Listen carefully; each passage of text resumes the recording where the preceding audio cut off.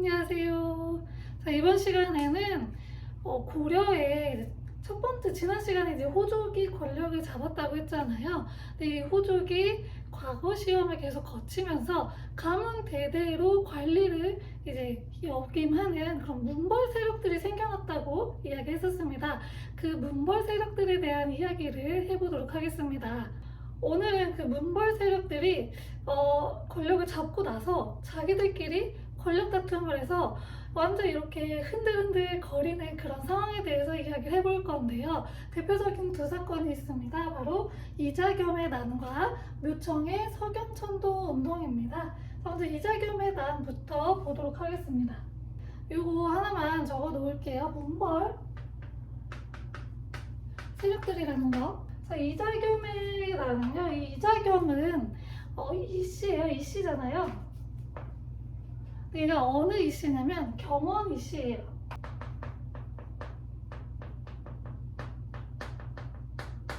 이 이자겸이 욕심이 좀 많은 사람이었던 것 같아요.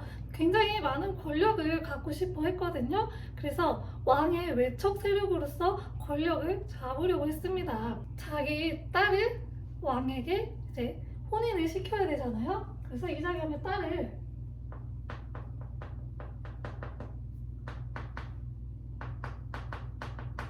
딸이 한 명이 아니었을 거예요. 여러 명이 있어요. 그러면 이 딸을 왕하고 결혼을 시켜요.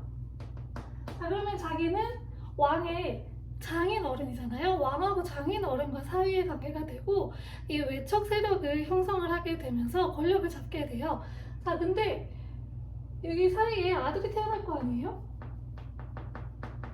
이자겸이 좀 더 큰 권력을 갖고 싶은데 어떻게 해야 될까? 라고 하던 차에 자기 또 다른 딸이 생각이 나죠. 이 딸을 또다시 왕에게 시집을 보내야겠다라고 생각을 해서 이 딸하고 이 아들을 또 결혼을 시켜버려요.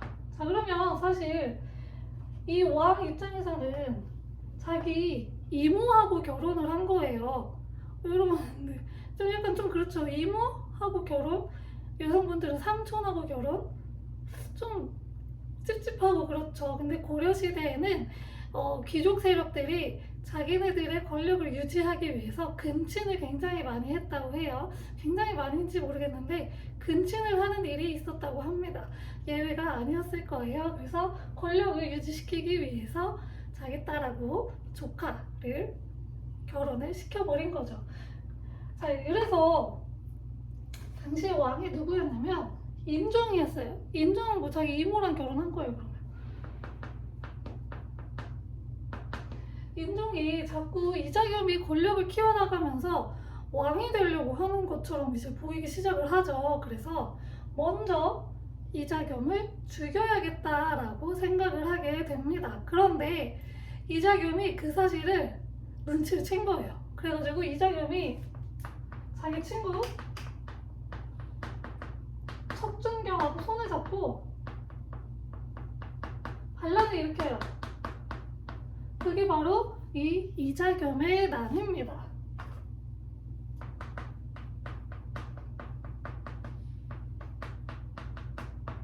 자, 그래서 인종은 어떻게 하냐? 얘네가 반란을 일으켰어요. 그래서 척준경한테 접근을 합니다. 그래서 척준경아, 너 우리가 이자겸 잡는데 도움을 주면은 너에게 좋은 관직을 줄게 라고 꼬드겨요. 그래가지고 척준경이 배신을 때리고 이자겸 잡는데 도움을 줘요. 그래서 이자겸은 잡혀서 처벌받고요. 자, 그럼 척준경은 어떻게 됐을까요? 승승장구했을까요? 척준경의 말로도 좋지 않았어요. 얘도 처벌받습니다. 그래서 이자겸의 나는 이렇게 좀 진압이 되었고요. 그러니까 인종이 왕권 강화를 위해서 그 문벌 세력들을 좀 이렇게 숙청했던 작업이라고 생각하시면 돼요. 그래서 척준경을 만약에 여기서 살려뒀으면 척준경 또한 권력을 잡고 이자겸처럼 권력을 휘둘렀을 가능성이 있어요. 그래서 죽인 것 같아요. 그래서 이 이후로 이제 고려에서는 이들을 이 문벌 세력들이 다시 권력을 휘두르는 것을 방지하기 위해서 서경파를 준용을 하는데요. 서경파, 개경파는 여기서 다시 한번 설명을 해드리도록 하겠습니다. 자, 이게 바로 이자겸의 난입니다. 자, 그리고 나서 여기 석영파 등용했다고 했잖아요. 이 묘청이 바로 석영파 사람이에요. 어떤 일이 있었는지 같이 볼게요.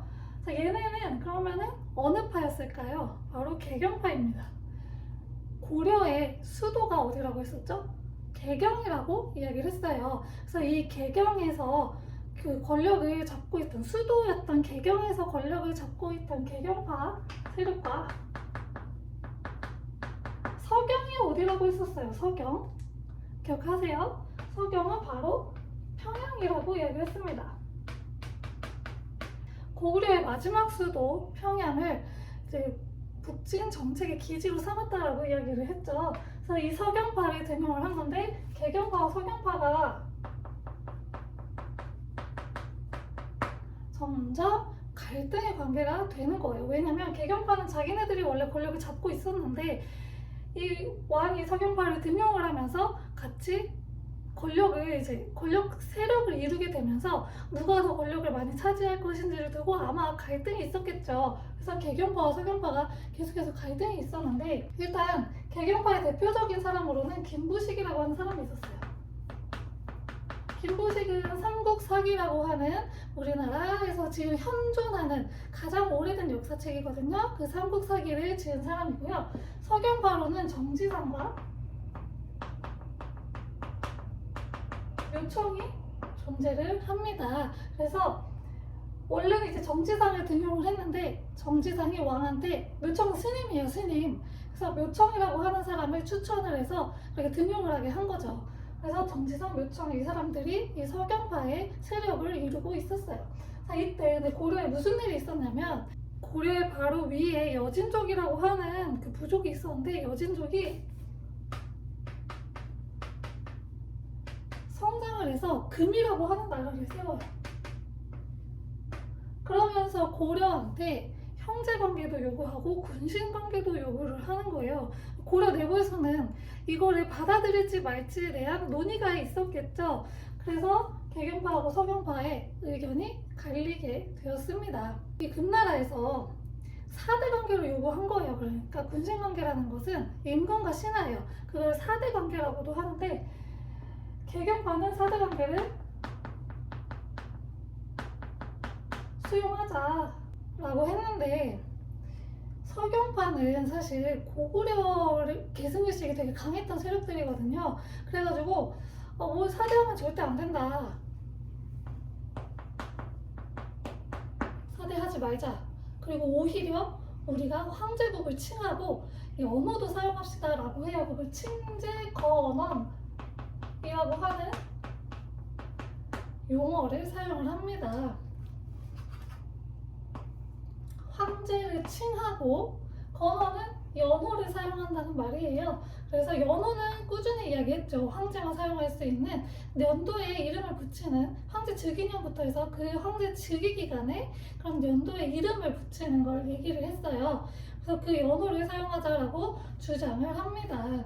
그래서 왕 입장에서도 사실 어느 한 나라의 사대관계를 맺는 것보다 우리가 더 주체적으로 하는 게 국력 향상이 더 훨씬 더 좋겠죠. 그래서 왕은 여기 말을 좀 따르고 싶었던 것 같아요. 그래서 평양 서경에다가 대화궁이라고 하는 궁을 하나 지어요.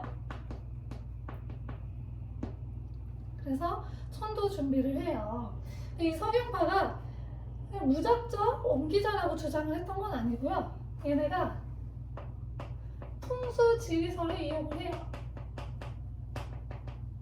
그래서 이 서경 땅이 굉장히 길한 곳이다, 여기에다가 수도를 삼으면 국력이 더 향상이 되고 왕권도 향상이 될 거다라고 이야기를 했던 거죠.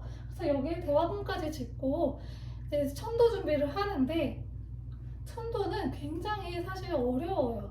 천도는 왕권이 굉장히 강해야 가능한 거고, 귀족들이 무조건 반대하거든요. 천도는 왜냐면 자기네들 근거지에서 지금 벗어나서 가야 되는데 좋아할 귀족들이 뭐 있겠어요? 없어요. 그래서 귀족들이 반대를 해 무릅쓰고 그거를 다 누르고 이 완성을 시킬 수 있는 게 천도예요. 근데 이 개경파 귀족들이 생각보다 힘이 좀 강했던 거죠. 그래서 왕이 이 개경파 사람들의 의견을 완전히 무시할 수가 없었대요. 그래서 왕조사 천도를 하고 싶었을 것 같아요. 그래서 대화궁도 짓고 했는데 미적미적거리기 시작을 하는 거예요. 거기다가 대화궁에서 불이 났대요. 김부식이 왕한테 그러는 거죠. 아, 여기 서경이라고 하는 땅이 정말로 좋은 곳이면 왜 대화궁에서 불이 났을까요? 불이 났다는 거는 땅이 이렇게 좋은 땅이 아니고 거기로 천도하는 게 딱히 그렇게 좋은 징조는 아닌 것 같아요. 천도하지 맙시다라고 주장을 하게 되죠. 그러면서 이 서경 천도가 약간 미적지근하게 좀 민기적 거리게 돼요. 잘 안 됩니다. 그래서 서경 천도 운동이 서경 천도는 결국에는 못하게 되니까 이 서경파 입장에서는 열이 받기 시작하는 거죠. 왜냐면 여기서 천도를 안 하게 되면 개경파한테 서경파는 완전히 눌리게 돼서 권력이 약해지게 될 거예요. 그래서 이 기회를 놓치면 안 됐던 거예요. 그래서 안 되겠다. 결국에는 우리가 용어는 서경천도 운동이라고 하는데 사실상 반란이죠. 그래서 묘청의 난이라고 하는 말도 써요. 그래서 이 반란을 일으키는데요. 여기다가 나라를 하나 지어버려요.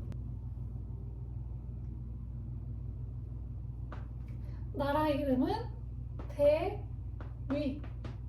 그리고 여기서 연호 쓰자고 했잖아요. 자기네들의 연호를 써요. 천개 라고 하는 연호를 써서 아예 나라를 하나 만들어버려요. 그러면 이제 왕 입장에서는 얘네를 진압을 해야 되는 존재로 바뀌게 되는 거죠. 왜냐면 한 나라 안에 또 다른 나라를 세워가지고 독립을 하겠다는 거잖아요. 이거 나라 입장에서 반역이거든요. 당연히 진압을 해야겠죠. 그래서 진압을 하고 진압을 당해버렸어요. 그래서 이 서경천도 운동이 실패를 한 다음에 고려에서는 개경파가 그럼 우세하게 되겠죠. 그러면서 서경파가 주장했던 고구려 계승 의식이 약화가 됩니다. 그리고 개경파가 득세를 하게 되었습니다. 이 김부식은 신라의 후손이에요. 신라, 자기 조상이 신라 사람이에요. 그러다 보니까 사실 고구려 계승 의식보다는 신라 계승 의식이 더 강했던 것 같아요. 그래서 고구려 계승 의식이 약화되었고 이때 이제 몽골 세력들이 자기들끼리 싸웠잖아요. 그래서 이 이자겸이나 묘청의 서경천도 운동 모두 몽골 세력이 자기들끼리 싸운 거라서 이 몽골 세력이 흔들리게 됩니다. 이렇게 흔들려요. 그러면서 이 다음 시간에 할 건데 무신 세력들이 이 틈을 비집고 정변을 일으켜서 성공을 해서 권력을 잡게 되는 거죠. 여기까지 오늘은 몽골 세력들의 그런 동요에 대해서 살펴보았습니다. 다음 시간에는 이 다음에 권력을 잡게 되는 무신들 어떤 과정을 통해서 권력을 잡게 됐는지 그리고 자기네들은 어떠한 또 안에서 어떤 갈등을 겪었는지 이런 일에 대해서 이야기해 보도록 하겠습니다. 감사합니다.